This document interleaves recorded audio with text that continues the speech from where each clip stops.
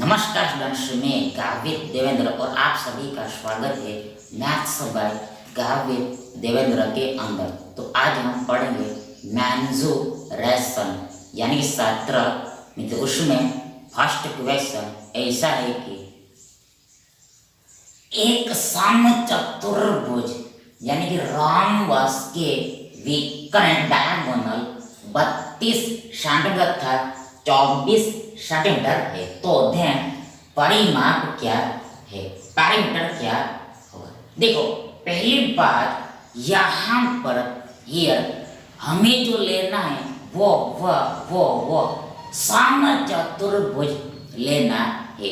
मतलब हमें रोम्बस लेना है, समचतुर्भुज लेना है यानी हमें रोम्बस लेना है। मतलब हम पहले समचतुर्भुज ड्रॉ करते हैं, रोम्बस ड्रॉ कर देने को। यहाँ पर समचतुर्भुज ऐसा बनेगा, समचतुर्भुज ऐसा बनेगा, समचतुर्भुज ऐसा बनेगा, समचतुर्भुज ऐसा बनेगा, समचतुर्भुज यानी रोम्बस ऐसा बनेगा। बोल देखो समचतुर्भुज रोम्बस में चारों एंगल 90 के नहीं होते, ईच एंगल 90 के नहीं होते, हर एक एंगल 90 का होता नहीं है, 90 का होता नहीं है। कुछ भी हो सकता है, 90 का ही सभी होता नहीं है। दूसरी बात, समचतुर्भुज में चारों भुजा बराबर होता है, ऑल साइड इक्वल होता है, और आमने सामने वाला भुजा समानांतर यानी पैरेलल होता है। आमने सामने वाला भुजा समानांतर यानी पैरेलल होता है, और सभी भुजा बराबर होता है। अब आगे इसमें दिया है कि विकर्ण इतना इतना है। मतलब देखो ये एक हमारा विकर्ण हो गया, आगे दूसरा ये हमारा विकर्ण हो गया। मतलब आमने सामने वाले शीर्षों को हम जोड़ते हैं तो हमें विकर्ण मिलता है, डायगोनल मिलता है। ऑपोजिट वर्टाइसेस को हम मिलाते हैं, जोड़ देने हमें विकर्ण मिलता है, डायगोनल मिलता है। मतलब यहाँ पर हमें दो विकर्ण मिलेगा। हमारे पास दो विकर्ण है, 2 डायगोनल्स है। अब यहाँ पर इसका लेंथ हमें दिया है, एक का दिया है 32, दूसरे का दिया है 24। एक का दिया है 32, दूसरे का दिया है 24। तो हम देखो यहाँ पर हमें बड़ा ये दिखाई दे रहा है और छोटा ये दिखाई दे रहा है। इसका लेंथ हमने देखो ये 32 ले लिया, इसका हमने 32 लिया, और इसका लेंथ हम ये 24 लिया, 24 लिया, 24 लिया, 24 लिया।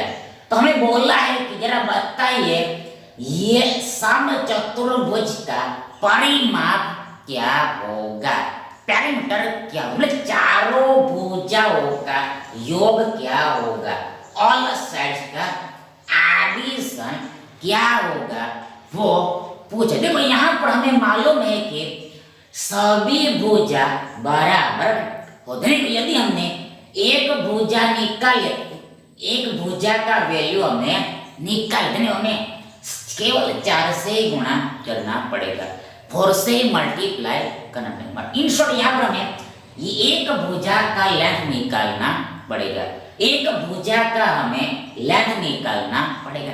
कैसे निकलेगा, हाउ टू आउट। देखो पहली बात यहाँ पर हियर, यहाँ पर जो समचतुर्भुज होता है उसमें जो विकर्ण होता है, डायगोनल होता है, वो एक दूसरे को 90 पर काटता है, 90 पर कट करता है, 90 पर कट करता है, 90 पर कट करता है। दूसरी बात, एक दूसरे को समद्विभाजित भी करता है, इक्वली बाइसेक्ट भी करता है। मतलब ये पूरा 24 है, 24 ये 12 में बढ़ जाएगा। देखो ये पूरा 24 है, तो ये विकर्ण इसको दो टुकड़ों में बांटेगा, मतलब ये इतना 12 होगा। सिमिलर ये जो विकर्ण है इसको भी दो हिस्सों में बांटेगा, मतलब ये पूरा 32 है, तो ये 16 में बटेगा, 16 में बटेगा, 16 में बटेगा। अब हमें निकालना है एक साइड का वैल्यू, कैसे निकले यहाँ पर देखो, यहाँ पर देखो ये राइट एंगल ट्राइंगल बन रहा है, देखो इसमें ये एक एंगल 90 का है, तो ये हमारा राइट एंगल ट्राइंगल है। ये देखो इसको नाम हम देते हैं, देखो ए इसको दिया ए, इसको दिया बी, इसको दिया सी, तो ए बी सी यहाँ पर क्या है, ए बी सी यानी ए सी भी यहाँ पर राइट एंगल ट्राइंगल है। सम यानी राइट एंगल ट्राइंगल यानी क्या है, हिंदी में सम, देखो इंग्लिश में क्या, ये राइट एंगल ट्राइंगल है, राइट एंगल ट्राइंगल है। तो देखो हमें ये निकालना है, ये ए बी निकालना है, कैसे निकले, यहाँ पर हियर पहली बात ये देखो 90 के सामने वाली भुजा कर्ण कहलाता है, यानी कि हाइपोटेनस कहलाता है। फिर से पर 90 के सामने वाली भुजा को कर्ण कहते हैं, यानी हाइपोटेनस कहते हैं, वो सबसे बड़ी भुजा होती है, लॉन्गेस्ट साइड होती है, मतलब ये 16 और 24, 16 और 12 से देखो ये 24 नहीं है, 24 तो पूरे का है, 24 पूरे का है, ये 12 और देखो ये 12 और 16 से बड़ी होगी, 12 और 16 से बड़ी होगी, तो हमें ये निकालना है, कैसे निकली, यहाँ पर हियर सीधी सी बात है, यहाँ पर पाइथागोरस प्रमेय लगेगा, पाइथागोरस थ्योरम लगेगा, मतलब पाइथागोरस जी ये बोलते देखो कर्ण का वर्ग मतलब हाइपोटेनस, मतलब यहाँ पर ये ए बी का वर्ग बराबर इक्वल बाकी की दो भुजा के, मतलब ये 12 इन 16 के वर्ग के एडिशन बराबर होता है। फिर से एक बार देखो राइट एंगल ट्रायंगल में पाइथागोरस प्रमेय लगता है, और पाइथागोरस नियम ये बोलता है देखो कर्ण का वर्ग मतलब सबसे बड़ी भुजा का वर्ग बाकी की दो भुजा, मतलब ये AC एंड CD के वर्ग के योग बराबर होते हैं, बड़े हमारे पास ये है, और हमें निकालना है AB, तो निकाल बराबर 12 का वर्ग 144 होता है, प्लस 12 का वर्ग मतलब 12 गुणा 12 गुणा में 2 बार लिखना होता है, तो ये 144 होता है, आगे प्लस 16 का वर्ग 256 होता है, मतलब 16 गुणा 16 मतलब 16 का वर्ग 256, मतलब 16 को गुणा में 2 बार लिखना होता है, ये 256 होता है, आगे बराबर कितना हो गया एडिशन, कितना हो गया देखो ये 400 होगा, 400 होगा, देखो ये 2 और 1 मतलब 200 और 100 300 हो गया, और ये 56 और 44 56 और 44 56 और 44 100 हो गया, 300 और 100 400 हो गया, 400 मतलब AB का वर्ग बराबर 400 में, यानी AB बराबर √400 होगा, तो इधर वर्ग हटा तो इधर वर्गमूल लगेगा। अब 400 का वर्गमूल 20 होता है, 20 होता है, बिकॉज 20 का वर्ग मतलब 20 गुणा 20 बराबर 400 होता है। फिर से एक बार 20 का वर्ग 20 गुणा 20 देखो वर्ग मतलब संख्या को गुणा में 2 बार लिखना होता है, 20 गुणा 20 400 होता है, इसलिए उल्टा रिवर्स देखो ये 400 का वर्गमूल ये 20 होता है, उल्टा ये 400 का वर्गमूल ये 20 होता है, 20 होता है, ऐसा समझना होता है। अब यहाँ पर देखो आप इसको दूसरे तरीके से भी समझ सकते हो, दूसरे तरीके से भी समझ सकते हैं। मतलब देखो यहाँ पर 4 का वर्गमूल 2 होता है और 2 शून्यों का वर्गमूल 1 शून्य होता है। ये उल्टा 2 का वर्ग 4 होता है, 1 शून्य का वर्ग 2 शून्य होता है। इसे भी आप समझ सकते हो। इन शॉर्ट ए बी बराबर 20 होगा। ए बी बराबर 20 होगा। अब यहाँ यूनिट यानी इकाई सेंटीमीटर, तो पीछे में सेंटीमीटर लगेगा। ये साइड है तो इसका लेंथ 20 सेंटीमीटर है। अब हमें निकालना है पेरीमीटर यानी चारों भुजाओं का योग। तो हमें पता है कि चारों भुजा इक्वल है। यहाँ पर देखो 20 का 4 के साथ गुणा करना पड़ेगा। यहाँ 20 चौक के 80 होता है और सेंटीमीटर का सेंटीमीटर दैट इज ये जो समचतुर्भुज है रोम्बस, इसका परिमाप यानी पेरीमीटर 80 सेंटीमीटर है। 80 सेंटीमीटर 80 सेंटीमीटर है यानी विकल्प ए हमारा सही विकल्प है।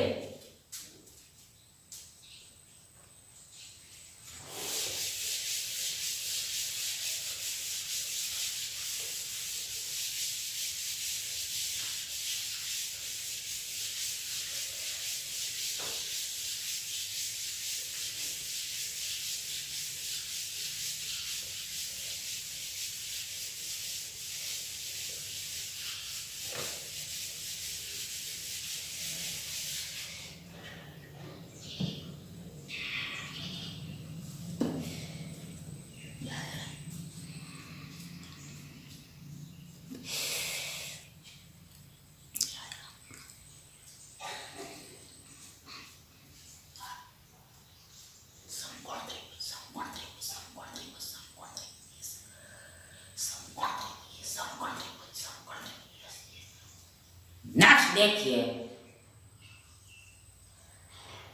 एक समचतुर्भुज का परिमाप 40 सेंटीमीटर यदि दोनों विकर्णों में से एक की लंबाई 12 सेंटीमीटर है तो दूसरे विकर्ण की लंबाई क्या?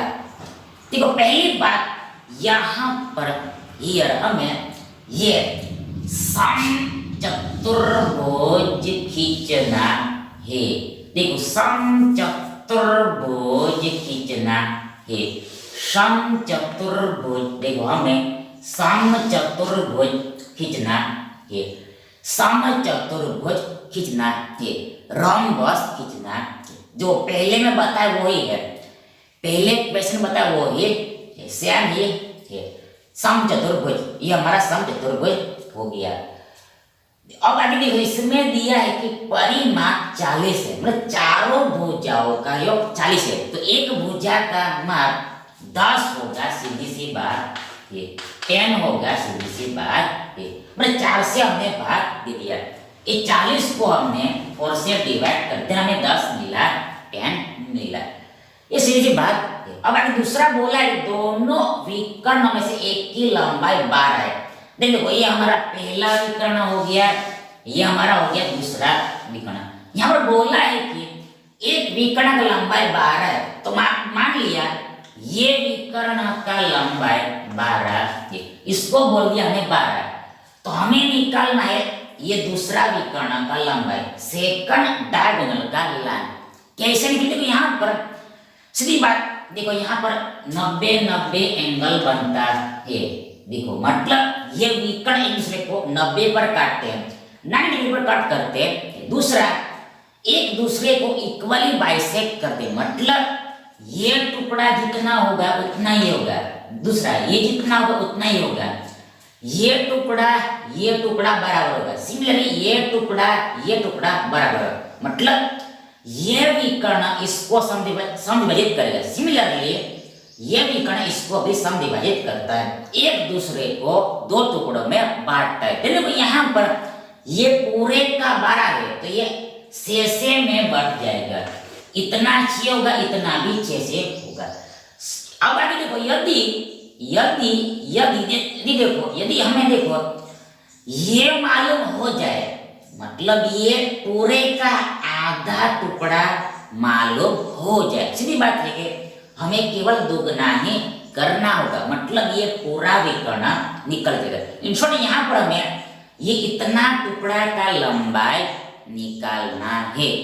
कैसे निकले, सीधी बात, फिर से यहाँ पर पाइथागोरस प्रमेय ही लगेगा, पाइथागोरस थ्योरम ही लगेगा। देखो यहाँ पर देखो, इसको नाम हमने ए दिया, इसको बी दिया, इसको सी दिया।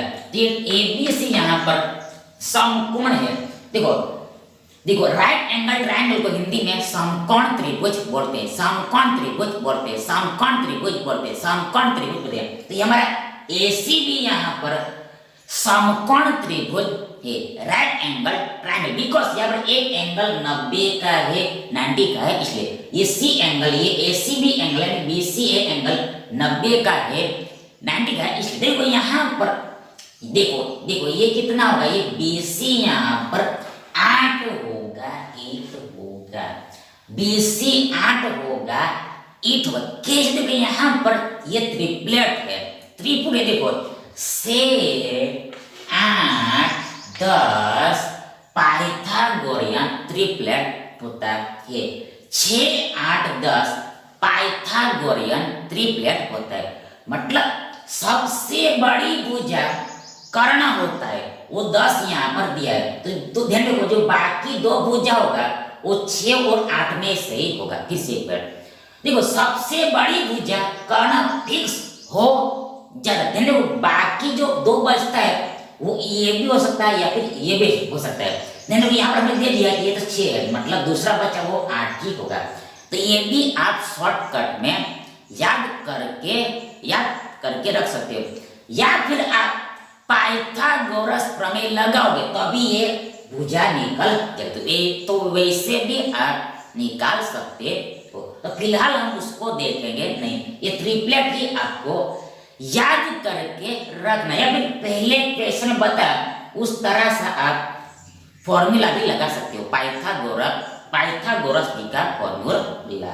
तो वैसे भी ये 8 निकल जाए। यहाँ ये इतना 8 है, तो ये भी टुकड़ा 8 का ही है, ये भी 8, ये भी 8, पूरा कितना हो गया, 16 हो गया, 16 हो गया, 16 हो गया। मतलब दूसरा विकर्ण का लंबाई देखो से लो, देखो से लो, देखो से लो, ये 16 सेंटीमीटर है, सेंटीमीटर है। तो देखो विकल्प से हमारा सही विकल्प है।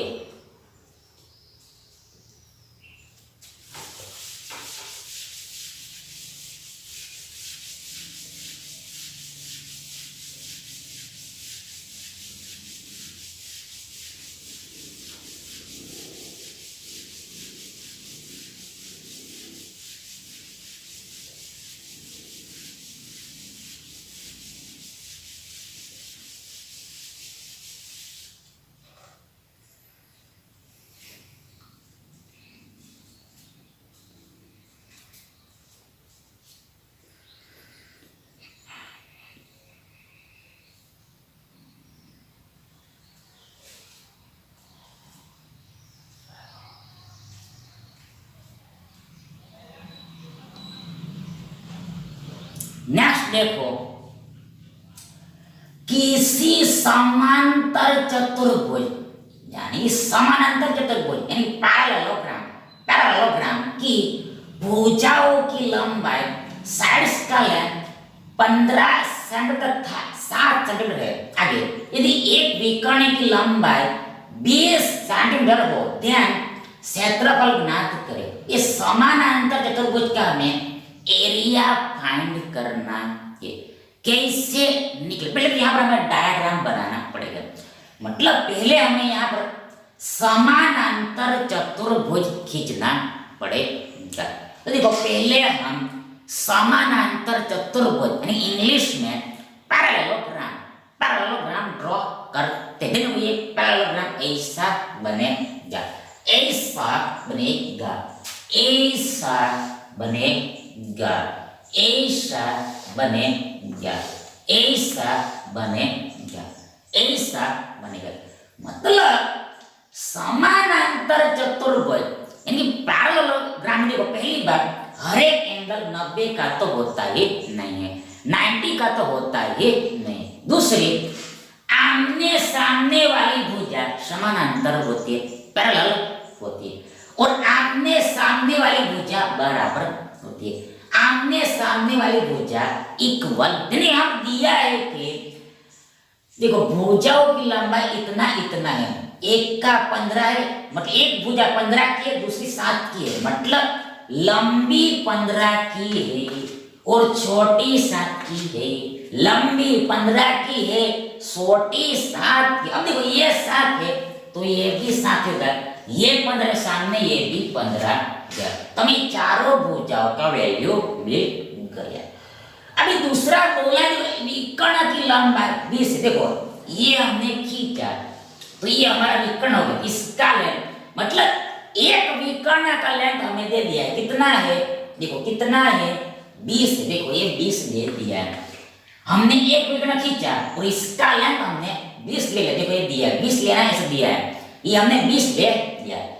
तो हमें निकालना है ये समान, मतलब ये पूरे डायग्राम का एरिया निकालना है, ये हमें समानांतर चतुर्भुज का एरिया निकालना है, मतलब हमें ये पूरा एरिया निकालना है। मतलब यहाँ पर देखो दो ट्रायंगल बन रहा है, दो त्रिभुज बन रहा है, देखो ये एक त्रिभुज है, दूसरा एक ये त्रिभुज है, मतलब यहाँ पर ये दोनों त्रिभुज का एरिया हमें निकालना है। इन शॉर्ट हो गया, देखो ये फिर से पर यहाँ पर हमें ये पैरेललोग्राम का एरिया निकालना है, मतलब यहाँ पर तो देखो ये दो त्रिभुज बन रहा है, मतलब हमें दोनों त्रिभुज का एरिया निकालना है, ऐसा हो गया।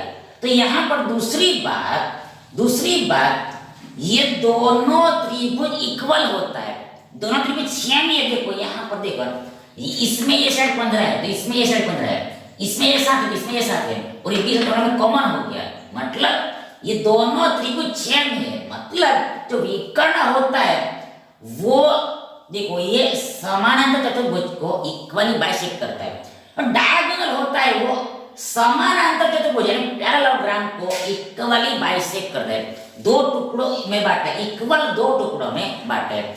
मतलब ये एरिया जितना होगा उतना ही ये होगा, यानी ये जितना होगा उतना ही होगा। मतलब यदि हमें इसका एरिया मालूम हो गया तो हमें केवल ट्वाइस ही करना है, दुगना ही करना है। ध्यान देखो यहाँ पर हमें सीधी बात है, इस त्रिभुज का एरिया निकाल लेंगे। देखो नाम दे दें ABC, ट्रायंगल ABC का हम एरिया निकाल लेंगे, ABC का एरिया निकाल लेंगे।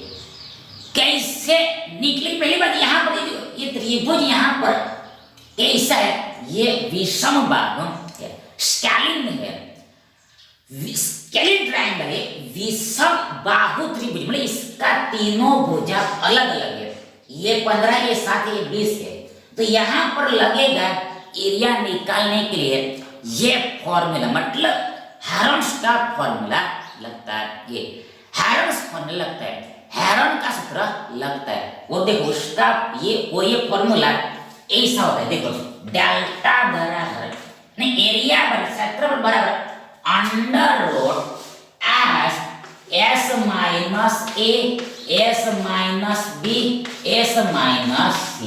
किसी का स्केलिन ट्रायंगल का एरिया निकालने का फॉर्मूला हेरोन्स के हिसाब से delta equal under root S into S minus A into S minus B into S minus C है, जहां पर ये ए बी से तीनों भुजाओं का लंबाई होता है। दूसरी बात ये एस यानी कि सेमी पैरामीटर होता है, अर्ध परिमाप होता है। त्रिभुज का सेमी पैरामीटर अर्ध परिमाप होता है, मतलब पहले हमें परिमाप निकालना पड़ेगा, ये ट्रायंगल का परिमाप निकालना पड़ेगा, पैरामीटर निकालना पड़ेगा, तीनों भुजाओं का योग निकालना पड़ेगा। देखो यहाँ 20 और 15 20 और 15 35 हो गया, 35 और 42 हो गया। मतलब देखो परिमाप यहाँ पर 42 हो गया। Perimeter 42 metre. अब हमें चाहिए सेमी पेरीमीटर, मतलब इसका हमें आधा करना है। तो इक्वल ये 21 होगा, टोटल होगा 42 का आधा 21 होता है। मतलब ये ट्राइंगल का, त्रिभुज का अर्ध परिमाण यानी सेमी पेरीमीटर 21 यूनिट क्या है, यूनिट क्या है, यूनिट सेंटीमीटर है। नहीं देखो ये 21 सेंटीमीटर, ये ट्राइंगल का सेमी पेरीमीटर 21 सेंटीमीटर है।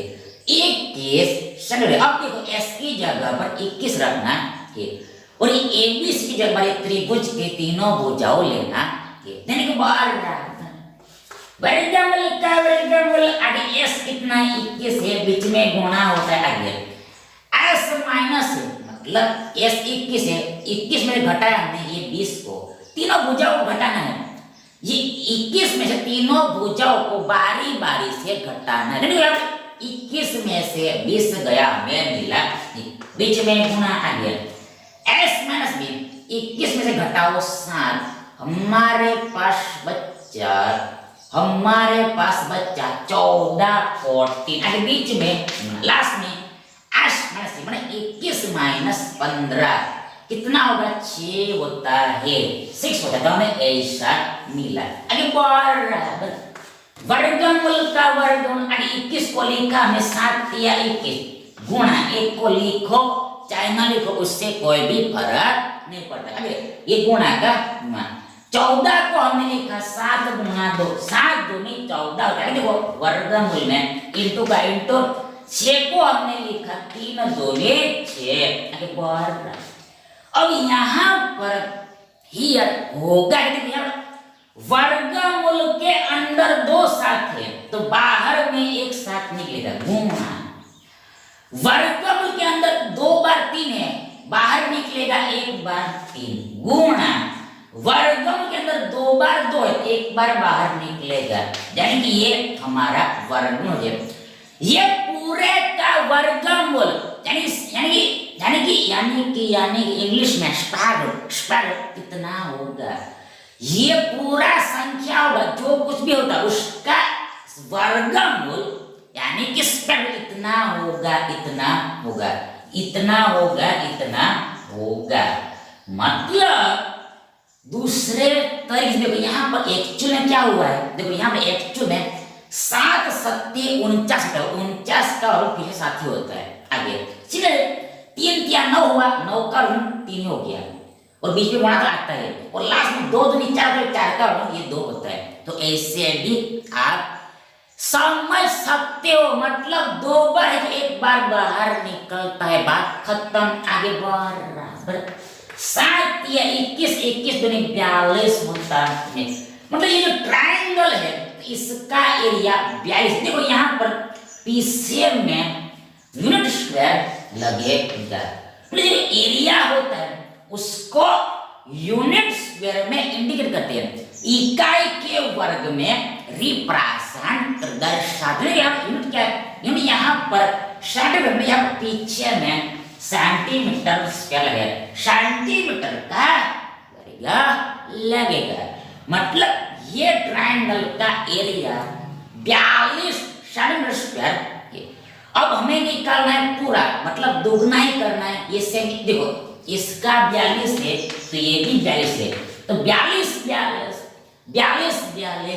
84 हो गया, यानी ये हमारा सही आंसर। दैट इज ये समानांतर चतुर्भुज का एरिया यानी क्षेत्रफल 84 सेंटीमीटर का वर्ग है। 84 सेंटीमीटर स्क्वायर है, विकल्प सी हमारा सही विकल्प है।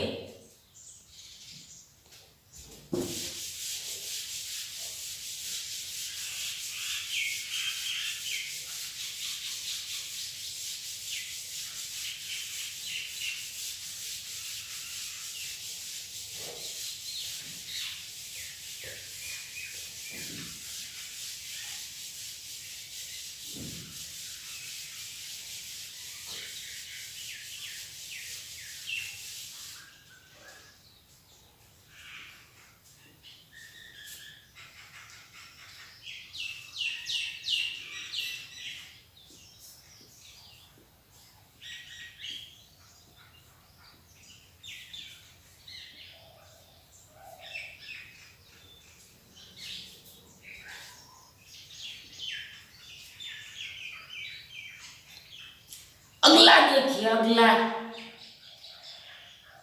किसी समलंब चतुर्भुज ट्रिपेजियम की समानांतर भुजाएं यानी पैरेलल लाइंस से सेंटर था 8 सेंटर है। आगे यदि दोनों समानांतर भुजाओं के बीच दूरी यानी कि डिस्टेंस 4 सेंटर है, क्षेत्रफल फाइंड करिए। ये समलंब चतुर्भुज यानी इंग्लिश में ट्रिपेजियम का हमें एरिया निकालना है। पहले तो हमने यहाँ पर ड्रॉ किया हमने